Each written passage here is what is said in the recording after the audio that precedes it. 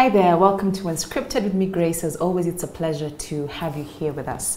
Now, today's conversation is not an easy one, but it has a beautiful, happy ending. And with me is this beautiful guest, Julie Kariuki. Thank you for having me. Welcome to Unscripted. Asante sana. You look beautiful. Thank you. It's a pleasure to meet you. I feel like I know you. You're very, I know, right? Social media. We feel like we know each other. Right? Yeah. So it's a pleasure. It's such a pleasure to meet you. I've been a big fan since back in the day. Really? Yeah. Thank you. That always humbles me and surprises me as well. Yeah. Asante. Yeah, I've watched you since I was like, I think in high school. Wow. Sorry, I am saying Excuse my age. me? No, it was in high making school, me but feel like so right after high school. She's kidding, guys. She's kidding. But again, introduce yourself. And Okay. who is Julie? What is Julie about? Okay. Julie Kariuki, that's my name. Okay. I hate introducing myself as a wife and a mother, but I feel like that's You really, are. it is what it is. Yeah, I'm a wife to Peter Kariuki, a wonderful, wonderful person. And I have 3 children. 2 who live in my address and 1 who lives in heaven. And social media, content creator. Yes. I am trying to find my niche in there. Okay. And yeah, I do a lot of inspirational, motivational things. You do. Yeah. And that's how you ended up here. Just by following you and see you share your story and Yeah. snippets of your life. Yes. Beautiful. Thank Thank you. you for mostly just the rawness, the honesty, and Thank you. authenticity. We Thank need that you. a lot. So Thank for me, you. those are the ones I follow all the time Asante. because it's inspiring. Yes. Thank you. So like you mentioned, you have a mother of 3 children. Yes. 2 are here with you Yes. and 1 in heaven. Yes. So you can take us back to 2020, February 7th. Mm-hmm. You were going for a normal checkup, I Yes. believe. Yes. What happened? So it was just 7 days before my ADD, my see. delivery date. Okay. My baby was to come on the 14th, which was Valentine's Day. So it Really? was just also mushy because I love flowers. So we had the clothes we had prepared had flowers, had love hearts, Yeah. like the whole prop, because I had thought about the photo shoot we would do once the baby was born. Content creator. I'm telling you, we have to look for content everywhere. Anyway, so we were ready, but not on this particular day, it was a Friday. Yeah. I had, the previous day actually, I'd noticed reduction in movement, and I was like, oh, something feels a bit off, but it had been happening, and I was being told because the baby is too big, Yes. there isn't The a lot of last stage, space. yeah, Yeah. Just sleep and you know, lie down and see what happens. Okay. I do that. I text my doctor and I'm like, baby isn't moving so well. He's like, monitor, let me know. And then that night I was hosting some people who was coming to my house, my Bible study group, were coming to my house to pray for me for the delivery. So they were all there. I'm the one who cooked, but I noticed as well when I was cooking, every time I cooked, the baby would move because of the heat. The baby would move or wouldn't? Would move. Would move. Yeah. Okay. But this time there was no movement, and that something in my head was like, this is weird. And then I took my apple juice. I took a lot of juice. I remember lying on the floor, just trying different things to see if the baby would move. And in the group was actually a doctor who delivers people. And I told him, but there's something off. And he checked, and he found a heartbeat, and he was confident, and he was like, Hang on, at the dinner? yeah, in my house, yeah. Wow. He's worked in Kakuma, so he improvises ways. He knows I see. ways of checking. So he took something from the house and listened to my tummy and was like, Okay. can you hear that? My hubby had a listen, and he was like, sleep, first thing in the morning, go to the hospital. And I went to my son's room and I prayed the whole night. I was on my feet. Yeah. You can imagine someone who's 37 weeks pregnant. Imagine, almost you. And I just knew something was wrong. And I was trying to stop it, but I could just feel it was very strong. But I prayed, anointing oil, the Bible was on me. And I remember something that stood out that night is a scripture God gave me. It was Deuteronomy 7:9, that I keep my promises to 1,000 generations. And I clung to that. And I was like, Sawa, you keep your promises. Because this child, the whole pregnancy, if I could just take you back, How was it? the pregnancy, it had a lot of challenges, I'll be honest. But we had made it to the end. Yeah. And God had been keeping his promises. There were so many prophecies about just that whole pregnancy. And then also there were, a lot of people had been praying for me, lifting me. prophets from out of the country calling my husband. Like, it was just such a spiritual. Husband is a pastor? He is, yes. So a lot of people had been covering us in prayer around that season. Yeah. So it's those things you're just confident, yani, it's the devil fighting. We are gonna conquer this. Yeah. So next morning, I remember I just woke up. So of course I didn't sleep. So 6 in the morning, I was ready, packed my hospital bags because I knew I was gonna deliver that day. The heartbeat, but we did find it, and it was loud, it was strong, and then we were sent for, it's called stress test, where they put bands around your tummy. So I'm sent for that. Okay. Strong heartbeat, we even recorded it. I even have it tattooed on my hand. And the waves were perfect, like a living, breathing baby. Yeah, so it was nothing straight, it was the way it should be. Wow. So yeah, we sent the report back to the doctor. So it was 45 minutes lying on your back, checking your heartbeat, and they were like, okay. Strong, everything is good, but the people was like, the doctor again was like, let's just deliver, because they know you're full term. It was 37 weeks, 3 days. Let's just deliver, because you're here anyway. And how did you feel about that? I was ready. Theater. When I was being driven into theater now, something just in my spirit felt so heavy. So heavy, I can't even explain it. And then I felt like my tummy was, I was going to have a running stomach. Like I just felt, felt sick. I felt so sick. And then my belly felt very heavy. Very heavy. Like you can't explain. This is a matter of minutes from when we had the heartbeat. Everything was good. Moving. She was not active, but the heartbeat was very strong. So, I'm being driven in, and then the first thing I told my doctor was like, something is very wrong. Julie, relax, we'll deliver. So I lay on my back, and then they said the whole thing, and I'm just singing like a crazy person. What are you singing? I was singing, it's a Don Moen song that I will sing, I will praise, even in my darkest time. The lyrics are going through the sorrow and the pain, I will sing. I was singing such a strong song. And then there's another one for miracle working God, because it's like the only thing that can happen here is a miracle. So the meantime, my husband is outside the theater praying, pacing up and down. He had called some of our friends, so he had 3 people, and my sister was with him. Had you told him? Did he hear you when you said you feel something is wrong? Did he know? Yeah, this time you're in communication, but now he couldn't enter the theater with me. Okay. Yeah, but he also had his own witness in his heart that something was off, but he knew it was a victorious end because of our journey and everything. So I'm lying on my back. They started the procedure. For some reason, I could see the thing on the reflection on the light, the theater light. And they told the doctor I can see what's happening. So I requested him to move it. And he moved it, but I could still see. I don't know if it was like in a vision. I don't know, but I could still see. Like an out-of-body experience, but I could see exactly what was happening. And they removed the baby. Very chubby girl. Very chubby girl. Very beautiful. But she was not crying. Immediately I asked, is the baby okay? And then they hand it over to the pediatrician. And I'm just like, oh God, please, is everything okay? Then I started shouting. Because no one is answering. No one is saying anything. And then now they sedated me. Really? So, yes. Before answering you? Yes. So the reason they sedated me is because my body was going into shock. And I was using a lot of abdominal muscles because I'm lying on my back, I'm shouting, I'm screaming, and you use a lot of your muscles. Yeah. So they didn't want anything back. Yeah, because I'm open, and you can imagine. Yeah. So they sedated me. So next time I wake up, it's just crying from my friends and family who are waiting for me outside. So they all knew before you? I had already known, but I had not been told officially. I see. Yeah, but I had known the baby had left. But it was such a short period that I don't even understand what happened. We still don't have answers. Really? Today, we don't have answers. They couldn't tell what caused? No. One doctor had a theory, and then I had it investigated by 3 other doctors, professors, all these big names of the big gynecologists in Kenya. They can't answer the question? It's unexplained.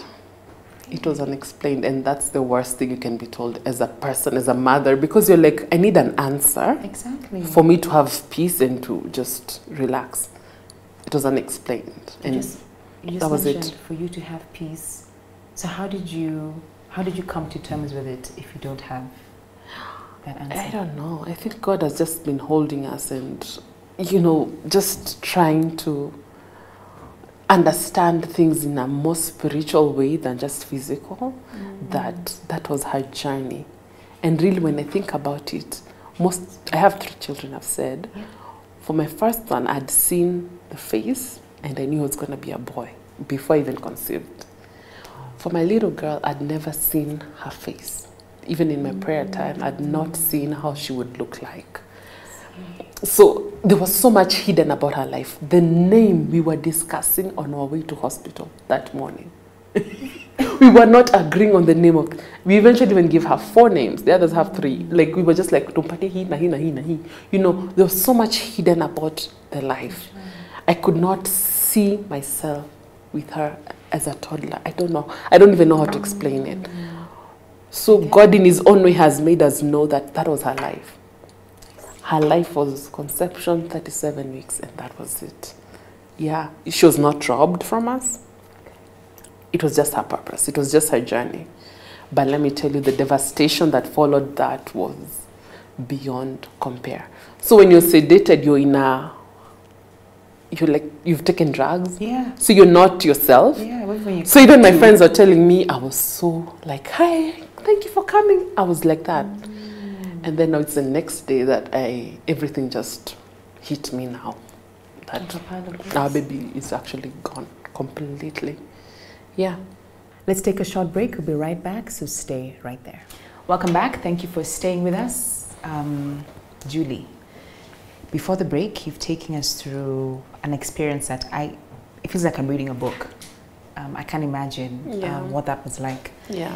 So you said you were sedated to help with, just the nerves and the whole, so that, you don't have other complications for yourself. Yes. But after, when you came to, when you realized what had happened. Yes. Take us to that moment. Yeah, so it took me a minute to really understand what had happened. I think I went to some sort of temporary insanity. I can call it that, but it was not diagnosed, of course. Yeah. But I was just telling my friends, I never want to forget this pain. Please remind me to always feel like this. I was just confused. Okay. I was saying things that some of my friends were like so concerned about me, and family members. The first day, I kept saying, "Tapata mingine." I was not myself. Yeah, and then now it's traumatic. It's understandable. Extremely traumatic. Yeah. So that night is when now it started dawning on me slowly. After everyone had left, and my husband was allowed to spend the night with me because, of course, of my mental state. Good. So it's when it really dawned on me that there's no baby, and it's over, and there's nothing that they can do. And then now the torment began. Torment is now her dreams. And I would see someone walking in, it's like, Kaya mefufuka, the baby is awake. Or, And would feel real, like it's happening. Real. I would even jump out of my bed and see someone who's just at a CS, And someone just walking in is like, all the babies are dying today, And my mind was just playing all these tricks on me. Yeah, so after my recovery, which takes about 6 hours when you can feel your feet, they put me on a wheelchair. Yeah. We had waited for all our parents to come. So my husband's parents, my pastors, and my family members, and our best friend, my husband's best friend. And they wheeled us into theater to see the baby. So they brought the baby from the cold room. And what was that moment like? And I was given my baby. All this time I had not even cried. I was wailing, like I was shouting before they said they sedated me, but no, when I was back in the room, like I said, I was not in the right mental space. So when I saw my baby then, I was like, she was extremely beautiful. Like, big cheeks, lots of hair. All my babies have lots of hair. And just pink. She looked like me over here in the forehead, and I was like, yay, finally, because my son looks really like the dad. Yeah. So I was just like, why would it just go through all this process, create such a beautiful being, and for it to die the last minute like that? And why would God allow that? We prayed. This was the baby. We had done everything. All the nights my husband would lay his hands on us. You know, he would speak. We would speak life. Like we had done so much. I was on every medication. This pregnancy, I had anemia. I had a low-lying placenta. I had a clot in the uterus. So like I said, it was a tough pregnancy, but I'd made it to the end. And the baby was healthy, and I was healthy.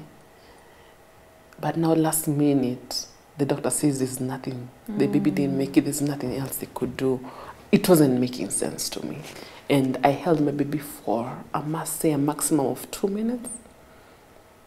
I held her and I wailed very loudly. And I was just calling on Jesus and saying, why did you do this to me? Yeah. And I handed the baby back.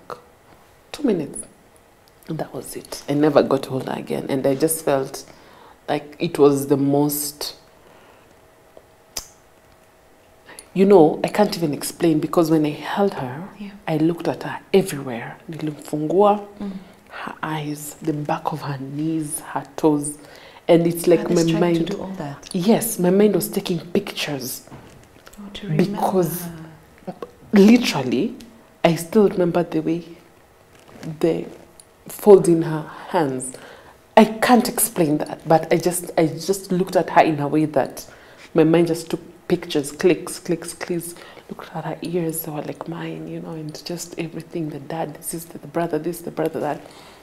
Extremely beautiful baby, and I handed it back. And they say, I read a quote later that to mothers who hand back their babies, you know, it just calls for a different type of strength. That you just won't take your baby home, you're handing them back to the attendants to do what they need to do with the baby. And it's the toughest thing ever. So, yeah, I held my baby for a maximum of two minutes. And the best thing that happened, actually, my dad-in-law took pictures. You know, none of us was in the right state of mind, but he just, I don't know, God spoke to him, I don't know, but he just took out his camera. I didn't even know he was doing it. Took pictures, and I treasure those pictures. I'm so glad he took them, because none of us were in the right state of mind to do that. So he took pictures of me holding my baby, just crying out to God, and yeah, I treasure them with all my heart. How did you and your family and your husband, how do I even ask, deal with this situation, heal through this moment, especially in that moment? How did you and your husband deal with it? With this reality, this new reality of we're not going back home with a baby? Yeah. No, it was extremely tough for my husband. I think he had really waited for the birth of his daughter, and he's always wanted one. Yeah. And my husband, the first days were the hardest for him. For me, I think my mind was still protecting me. Reality hit me, I think, sometime later. Yeah. But in the hospital, the whole period, you know, because it's my husband who had to sign off all this paperwork, all these things, he was taking care of me because he didn't want me to go mad. And you know, that for the first time, because I was in the 7th floor in this hospital, I kept looking at a window that was open, and I kept saying, "This is, I understand why people commit suicide." What were you saying? Because the pain is so much. It's too much. You want to remove it. Get rid of it, yeah. Just get rid of it. And I just kept looking at this window, and I saw one of my lady friends go and close it. I think she just knew what I was thinking. But I was too weak anyway to walk, but I just kept looking at it. And I was like, that would be a good fall, you know. Yeah, it was extremely painful. And the fact that I had prepared all this, you know, just thinking that I had a warm baby cot at home, and now she's in a cold room, thinking that I have a warm blanket, but now she's in the hospital, you know, clothes, and it's the worst thing. And there's nothing you can do about it. My mom, who's a prayer warrior, was even calling her back. We tried to. What do you mean? Calling her back is trying to resurrect the baby. Now I laugh, but I know. But we were like, wake up. You can. God, you've done it before. Amen. You can do it again. Yeah, but it was his will. And you just mentioned a warm cot. Yeah. A blanket. Yeah. You mentioned you love pink. So I I'm do imagining love pink. Pink clothes, pink room. Yeah. We were ready. How was it going home? Yeah. To all of that, Julie? Hey, it's tough. So the last day, that's the day I really broke down. I even fell when it was a Sunday when they were discharging me, and I'm completely okay, but with empty hands. And we were now signing off the paperwork, and now I went back to my room to collect my stuff. I just fell. The grief was so much that I was going home empty-handed. I'd carried the clothes we were gonna carry the baby home with, and it was just an extremely tough reality to reconcile. Like, I could not even imagine how I'm dealing with this. Yeah, so anyway, we had friends who really cushioned us, who were there. Our pastor was just holding us together. So we get home. I had my baby shower was a week before that. So the balloons and all the things, I'd put them.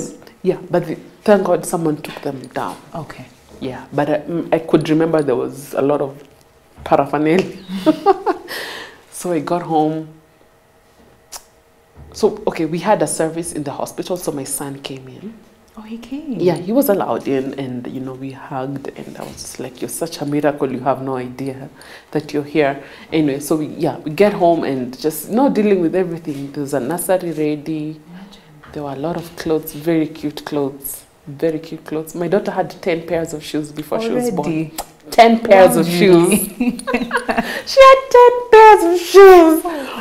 Yeah, they're still in a box somewhere. When I'm ready, I'll know what to do with them. Yeah, but she had a lot of stuff. We were ready, had shopped, matching outfits, matching head things, and that was a reality. Coming home to that? Yeah. You know what? I was actually looking forward to coming home. And this is what I say all the time. Tell me. Make your home so nice that even in such moments, that's the only place you want to be. Because when I was in hospital, I just kept feeling, I just want to go home. I just want to go home. Because that's my space. That's where I feel most free and relaxed. Safe haven. Yeah. So for some people, it's not the case. But for me, it was. I was longing to be home and just be there. My family, my parents were there. My Bible study group, everyone was just there to welcome us. This is before the pandemic, so there were no restriction yet. So everyone was just there to welcome me home. Yeah, so went upstairs to my room and found the unmade bed. Now all this started triggering me because I was like, should I have acted faster? Should I have done all this? But are you blaming yourself? Is that what that was? Yes, the first thing as a mother, I believe this happens to most of us, because I've talked to a lot of mothers who've been through this. We blame ourselves first. There's something wrong with me. I had one job to bring this baby to earth and I failed miserably. And it made me, curl into a corner.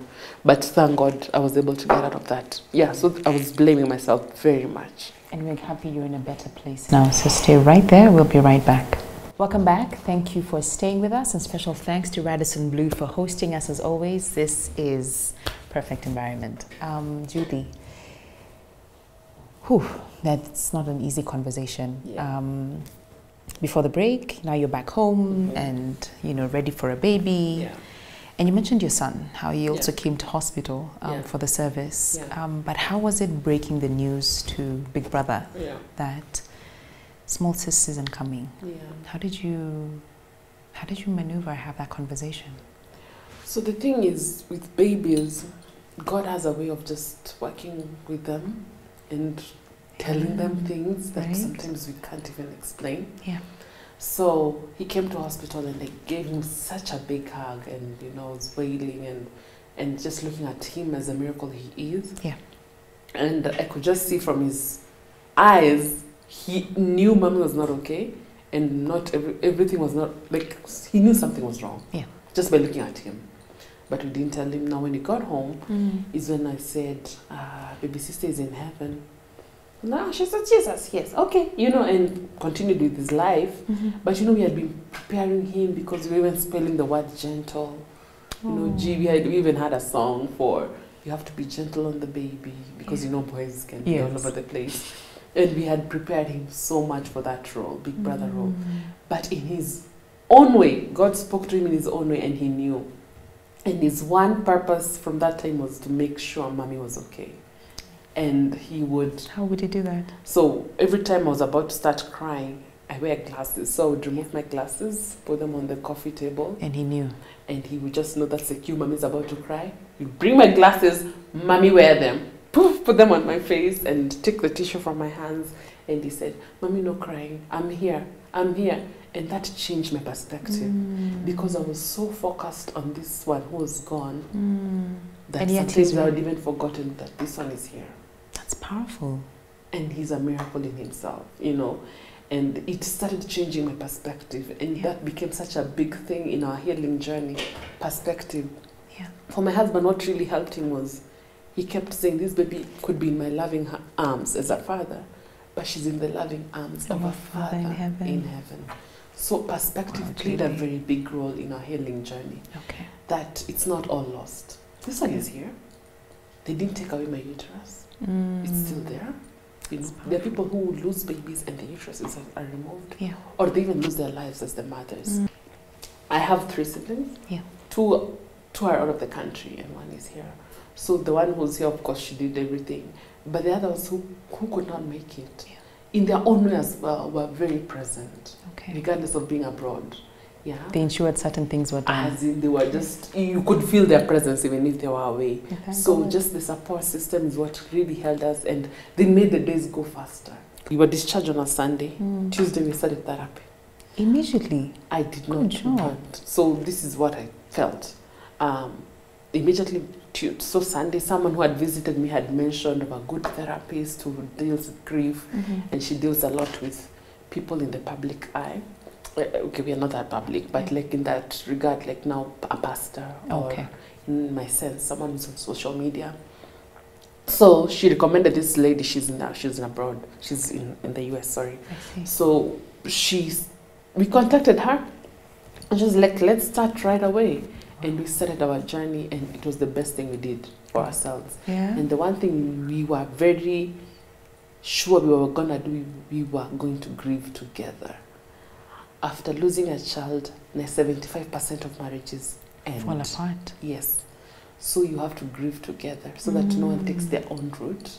Okay. Yeah. To deal with it. Yeah, because we deal with it very differently. I used to journal a lot. I would wail a lot. I would, you know, go through my baby's clothes a lot. I would, you know, things which my husband would find triggering. Like he never touched the baby's clothes. He would never go into that room. He would never, even in the supermarkets, he would never go to an aisle with baby stuff. He could not. Me, I will be there for an hour. Looking at those like a crazy person, but that's how I found my healing. And my husband was a long drive, so sometimes we just drive to nowhere and come back, and coffee dates. We would do that a lot. And having friends over, it was good for my husband. For me, not necessarily. Sometimes I wanted to be alone, but yeah. So we just found rhythms of dealing with it, but together. If you're cleaning, unfortunately, he would have to clean with me because I just had a CS. I'm not together, but we need together. It's a very good thing to do when you're grieving as a couple. God is faithful. Yes. There was a light at the end of the tunnel. There was. There was. How many months later? Baby passed in February. Yes. March, April, May, June. 4 months later. Yeah. You had good news. Yes. Please tell us. 3 months because I thought I was pregnant in June, but I was actually conceived in May. So tell us, how did you plan to have another baby? No, no, I was done. I was talking about surrogacy. I was talking about adoption. I see. And they had been all closed because of the pandemic. Literally, even my therapist told me, don't make any big decision this year, Julie, because you're not in the right state of mind. Of course. That and a pandemic. I was ready to go pick a baby and bring a baby into my house. I see. I was ready. And, you know, and of course, that's a big decision. It is. Because you won't return the baby if you feel your mind has changed. Yeah. You can't take back the baby. So, yeah. So we stalled a lot of decisions. We wanted to go out of the country. Yeah. We had thought about many things, but the pandemic just stopped everything. Look at God. And you know, that was just a way of God working. So I'd gone for my doctor's appointment. After you deliver, you go 2 weeks after delivery. And he was like, next time I see you, I want us to start thinking about, you know, Trying again. Yeah. Wow. And I was like, you crazy. Like, you're mad. I'm not doing that again. I'm done. Me, an only child, like, let's just Oh, you are? No. Oh. Like this baby now, my son is an son. only child, like, you know. You'll adopt. Or adopt or something. But I told my husband one day, looked at our son and I told him, do you think he's an only child? And he was like, no, this boy is a big brother in every way. So let's not give up, you know. But we were open to a miracle, but not that soon. I see. So it's one of those things you're like, I am bloated. I'm not feeling too good. I'm sleeping. I'm snoring. It was the last thing on your mind. Last thing on your mind, because you just had a baby, you just had a CS. Yeah. You're still recovering. You're still trying to find yourself. Yeah. But the miracle in all that as well, the silver lining, I recovered very fast from my CS. I see. I went back to my weight. No way. In a matter of a month or two. Wow. I don't know why. I think it's because you're not breastfeeding. I don't know. But like so many things just worked out so well. Okay. And it was just, I know it's the hand of God which is just guiding us. That's true. So yeah, so I'm just feeling a bit weird that morning, and I was like, you know what, let's just try it. And I had a test kit. One of my drawers, grabbed my phone and I was just doing it like vlog style. So this is what I'm feeling, nini. My husband doesn't know, but he... Did you share this? Where? Or you just recorded? Like, did you share this online? No, I didn't share. Okay. It's just on my phone. Okay. So I just recorded it, and then, yeah, so I did the test, and poof, double line, big one. What?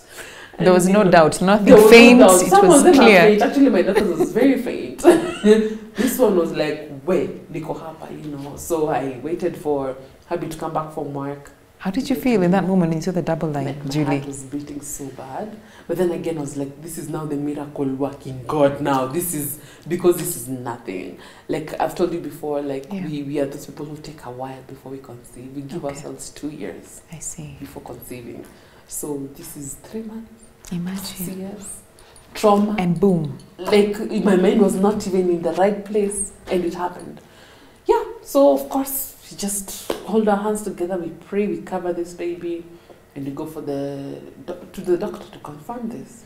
And there was a big heartbeat, and again we were pregnant. Was there excitement? Was there fear? Can I call it excitement? Chini ya maji. Where you're excited, but you're like, oh, hold on. You're holding back. Understandably. Because the journey is tough for us, and we were excited. Yeah. But with breaks. Like, let's just take this a day at a time. Let's take that a day at a time. Did you tell people? No. No, it was a big secret. It was a big secret. And I even changed doctors. So I entered this clinic and I'm like, oh, okay.